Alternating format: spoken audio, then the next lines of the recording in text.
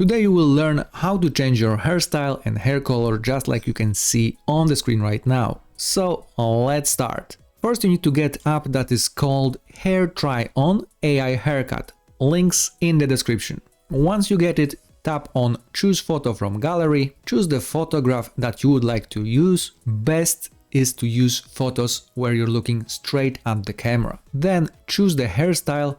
You have a selection of hundreds of hairstyles over here to choose from, so just choose the one that you like the most. I'm gonna choose this curly bob haircut, and then we choose the color. You have a selection of hundreds of colors as well. Maybe I'm gonna choose black and purple, and I'm gonna hit change hairstyle.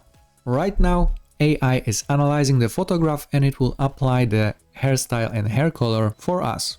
And as you can see, the hairstyle is already applied. This is how it looks like. Let me know in the comments which hairstyle is your favorite, and remember to hit thumbs up, subscribe our channel and share this video with your friends. Thanks for watching.